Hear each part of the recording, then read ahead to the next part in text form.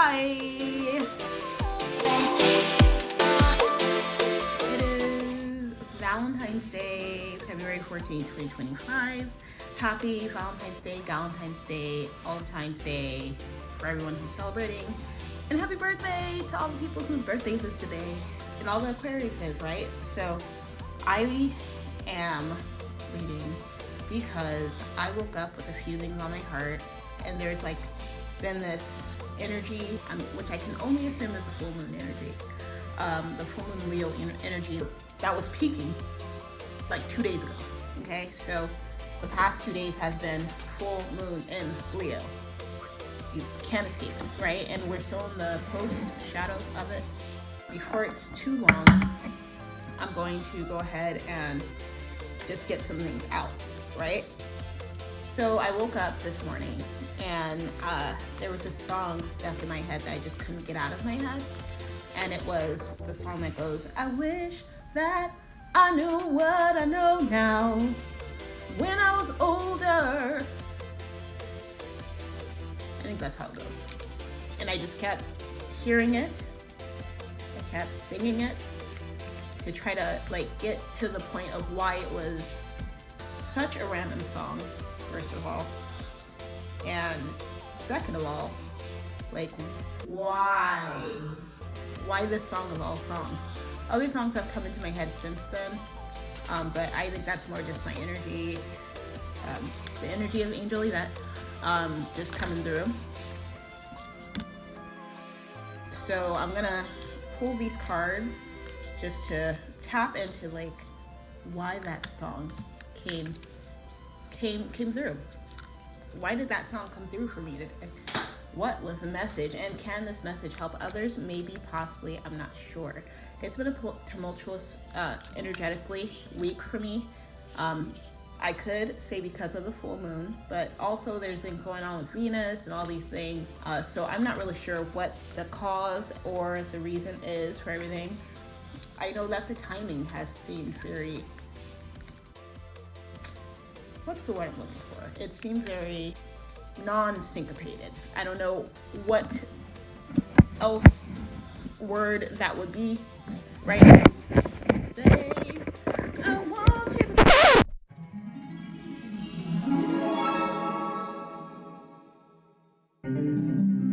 yeah, so that song, the song that goes, I wish that I knew what I know now. Just, it was younger. Plaguing every thought that I was having. Not plaguing, but it was accompanying and supporting every thought that I was having. And I think that it's a reflection sort of the energy that I've been feeling this week, which has been a bit chaotic and it has been a bit heightened. And I would say due to the full moon, but people don't like it when you say things like that typically, or they scoff at it, but it's a real thing. She's a real thing, okay? The full moon energy is definitely a real thing, and it affects everyone differently. So don't take this reading as written in stone for you. If you don't resonate with it, it's okay. I'm just sharing what my experience has been as of this morning and as of this past week. The full moon was 2 days ago. Again, it didn't, these cards, I'm at my old location right now, and this is the third card to jump and fall on the floor, the third time. Wow. And these are the tarot cards that I'm doing for this reading. None of them have landed in my cat's water, which is crazy because it's landed directly beside it.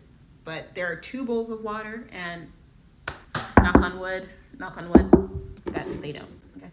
Don is sick, and he's out right now fixing his computer. Trying to get his computer fixed. That was the Knight of Swords and the Nine of Pentacles. The Knight of Pentacles came out earlier, but I did not take it. I probably should have highlighted that. So with the King of Swords and the Nine of Pentacles, there's a sense of abundance and a sense of, okay, so the message for the King of the Knight of Swords and the Nine of Pentacles, what I'm getting right now downloads is that with everything that we have, that's what we need to push us. That's what is going to carry us going forward at this time. We have everything we need to go forward and take the next steps definitively, definitely, securely, confidently. Full moon Leo, that's definitely a lot of Leo energy, okay? I'm gonna do one more shuffle and see if anything else comes out. And then I'm gonna go ahead and shuffle the oracle. This came out reverse fuchsia, so 15. It's the Hierophant. And it is literally the only card that came out reversed. All right, so I don't remember the name, Circle of Life maybe, for these cards, but they're absolutely gorgeous. They look like this on the back. Mandala energy, which is the coming together, in my opinion, I don't actually know the definitive official definition of mandala and its symbolisms, but for me it's bringing together the threads and the fabrics of all those things that align us and that make us these multifaceted beings, and and that we're able to amplify and embrace. Okay, that's how I feel. That's what I said. I said what I said. This is an interesting read. We'll go into it, but let's see what the Seasons of the Witch Oracle has to say. That was Morning Dew. Okay, so I'm gonna take it. Yeah, and energy just like shifted tremendously, and Fae is at the bottom of the deck. So we'll go into that, and we'll go into the numerology of these cards, because I recently have been a little stirred by numerology as well. Okay, so we start off with the Knight of Swords. The Knight of Swords reminds me of something I sent my sister today. It was the Pan's Labyrinth. I think their name is the creature. It's really cool. The person that plays the imp plays so many other characters that are heavily graphically altered, like graphic makeup and all these things, the extra skin and the visual effect of the makeup. It's really incredible. He's done so many movies that are like legacy, you know? Okay, this is also a centaur in my understanding. I just read about centaurs because of Sagittarius energy that I have. So this definitely reminds me of one. So this may be continued from the Sagittarius season that we recently experienced in 2024. Or it could be having to do with the Leo moon, because Leo is also fire, Sagittarius is fire. Qualities of Sagittarius: being a warrior, being an archer. It's about knowing where the bullseye is and knowing how to aim to hit the bullseye and doing the best you can with what you got. Okay, so I feel like that's also the energy of the next card, which is the Six of Pentacles. The Six of Pentacles is saying that there must be a balance of some sort of comfort in these processes that we're going into. We need to find that essence, that sacred space, which came out in the last read. I'll tag it up here or wherever I can. So look at my double jointed fingers. We may feel bound at this time. And we may be bound and exhausted at this time, trying to figure out like our next steps and our next actions and what's right, what fits, and what we can do with our lives, right? And we may be exhausted by that. Okay. This is a 6. 6 to me has always been a harmonic energy. I know there's the whole like Lucifer thing with triple sixes. I felt that 6 has been a harmonic number, and that's how I've addressed it, how I've embraced it. Okay, I saw some other things maybe yesterday that said 6 was not a good number, but that's what other people believe. You know, this is me basing things on what I've researched and what I've come to realize throughout my life. And I don't want to say 6 is good or bad, or anything is good or bad. Everything is what it is. I think that it's ego that makes us judge what is good or bad. But there's definitely a need for comfort at this time. Definitely a need to to try to get as much rest as we can. I feel like this is like the 9 of Swords, which also came out in this read. This is what the 9 of Swords sort of makes me feel. Not the 9 of Swords, the 6 of Swords. Okay, so the 6 is the harmony of getting that rest. Okay, that's what I feel like. And I feel like once we rest, we'll be able to have a clearer understanding of what to do next, a clear understanding of where we stand now, a clear understanding of where we can best apply our resources and our energy. Okay, next we have the Knight of Pentacles. The Knight of Pentacles. The Knight of Pentacles is getting to the root of the problem, getting to the root of issues that are presenting themselves at any given time, but more specifically right now, and more specifically those things that are impeding us and embracing our journeys, both in the past and continually. Embracing the past as opposed to like running away from it. So it's good to sort of examine the root of the problem so that we can understand the problem more, as opposed to attacking the problem blindsidedly. Yeah, I feel like this is a symbol for Taurus behind this like woodland goblin. Oh wow, he's holding a key. Yeah, so it may be a key to get to the root of the problem. I don't know if you can see like this. I don't know how to make it not zoomy, not blurry. So next we have the 6 of Cups. So this is the second 6 in the read, which is like harmony for me is where it's at. Okay, it's just like the initial card with the centaur. This is like a beast that has many heads, that takes many faces. So I think this really is talking about finding the support and love and the multifacetedness of our being. And not only our being, but possibly embracing and learning to love the beings that we don't necessarily recognize, or that we would normally, what is the word I'm looking for? We would normally admonish or be fearful of. Okay? Kindness is a symbol of love. And I think that being kind to any creature, any person, any being, including ourselves, like Angel being kind to Angel, Angel taking care of Angel, things like that. But, insert your name, taking care of your name, taking care of you, taking care of whatever you identify as, taking care of whoever you identify as. And it doesn't have to be one thing that makes you who you are. Understanding that it's not one thing. You may go through phases of embracing different things, of different aspects of yourself and the selves outside of you. Because honestly, we are all in some way reflections of one another and connections to one another. Okay, that's pretty wild. It's a cup card, so it's very nautical feeling to me. These are very nautical feeling creatures, like the eel, or there's another word, the seahorse. Yeah, the seahorse, that's what it is. They're seahorses. Okay, and we have another type of horse here, a horse of the sea. Okay, now we have the 9 of Swords. Like I said earlier, this is where she is. Let me take a look at her.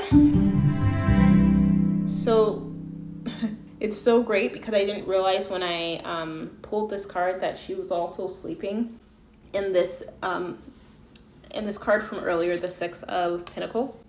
There's a lady here sleeping with their child, and there's an older person in the back. Kind of looks like they're just comforting and soothing the woman, so that, or presumably the woman with the child, so that they can truly rest well. 9 of Swords, however, is in a situation where even sleeping, all these little things around are creatures, these snakes. There's like an owl, frog creature. I don't know. But all these things seem like, I don't want to say like demons, but like little demons. Okay, little demons that are sort of tormenting. And so a lot of us may be dealing with things that we feel we can't escape, not even in our dreams. Now, I'm going to say something that's coming to me. It feels like ritual, but it also feels like prayer and self-care. Okay? So maybe the self-care is the ritual and prayer is the sleeping. Maybe self-care is the waking ritual. Sleeping is a part of just a daily ritual. Maybe putting more intention into sleeping, being mindful of how much sleep we're getting so that we're not exhausted. Okay? And if we're finding it hard to still achieve that, searching different methods and maybe unconventional ones. Someone recently brought up a white noise machine to me, and I was like, that's what, babies use, but also it's what, professionals use for privacy. So maybe that can be a ritual that some may want to explore. Music helps me sleep. Music helps me everything. I just turned off music on my phone to record this video.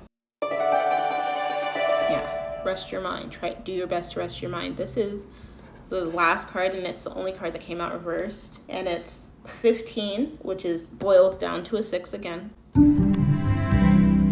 Okay, so with me saying prayer for the 9 of Swords, I feel like it's even connected to this. I feel like maybe praying, essentially, there might be a call for us to explore other ways to pray or to embrace our own way of praying. When I was younger, me and my sister came up with a nighttime prayer that was fit with a whole hand game, like a Miss Mary Mac type of hand game. Okay, and I still do it occasionally to this day. I don't do it every night. I don't make a routine of it myself, but maybe there's a way to reform your prayers or form your thoughts in the ways that you regard things at this time. Especially if you're in the state of panic, feeling like you can't control things, because that's typically, I feel, a lot of the aspects that procure some nightmarish activity for us. I'm going to just get into the numerology real quick. So we have 2 6s in this read. We have a 9, and then we have a 15, which boils down to a 6, right? For me, it's very much Cancer, 6-9 energy. I'm trying to do it with my hands like this energy. I don't know if there's something from the full moon in Cancer, which is the full moon before the one that just happened, February 12th. Maybe go back and look and see what was affecting you most at that time. And if that is still a part of what is bringing in this chaotic energy for you. And maybe if it does, apply some of the wisdoms of this read into your daily activity, your as needed activity, okay? Yeah, because also Cancer has a lot to do with the emotions and the moon. So this could also relate to this past full moon. Literally, the moon is there. So emotions are something that we have to honor and embrace. Emotions are multifaceted. Maybe getting to a place where we can sort of be buoyant in our emotions. We have to maybe regain buoyancy in our emotions at this time so that we can have the most productive and most progressive experience going forward for ourselves and others, our loved ones, and what have you and whatnot, okay? So for the Oracle, Morning Dew came out. It says, what stillness does the silence of one's steadiness bring? So the steadiness aspect and the stillness aspect is giving me big earth energy, stability, security. Even these trees in the back, there's growth. There is stability. There is an opportunity and chance for that. And if you can't find it outside yourself, then work on implementing it inside yourself, utilizing the tools that you have, or utilizing tools that you have yet to implement.